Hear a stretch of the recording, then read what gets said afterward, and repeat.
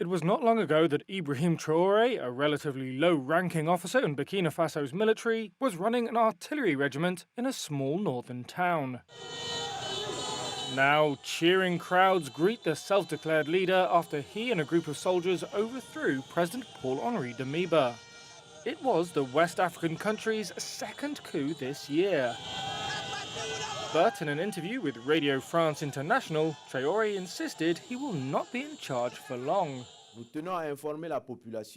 A national conference will appoint a new interim leader by the end of the year, he said, and an agreement with West Africa's regional bloc for a return to civilian rule by 2024 would be honoured.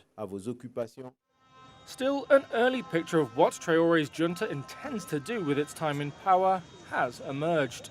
Burkina Faso's battle against groups linked to Al-Qaeda and Islamic State is likely to be a focus.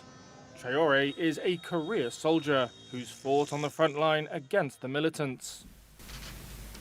The insurgency has killed thousands, and it was anger over the escalating violence that fueled a coup in January, bringing Damiba to power. However, army officers who supported him quickly lost patience. Burkina Faso's new military leaders say Damiba refused to reform the army. Attacks worsened, including one just days before the coup, in which 11 soldiers were killed.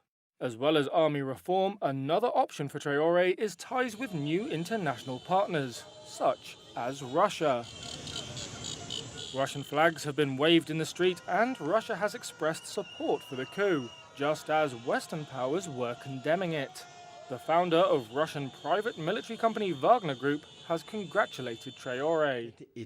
Wagner operates in several African countries, including Burkina Faso's neighbour Mali, where it has been accused by human rights groups and locals of participating in the massacre of civilians.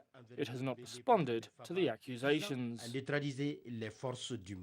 Wagner's arrival in Mali last year spelled the end of France's decade-long mission against militants in the country.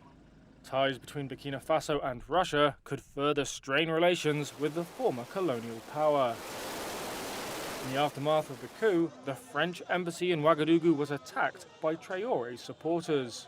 Burkina Faso's junta had stoked the anti-French rioting, saying that France had sheltered Damiba at a military base.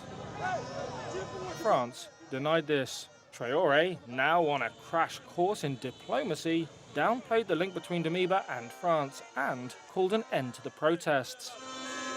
But about ties to Russia, he was vague.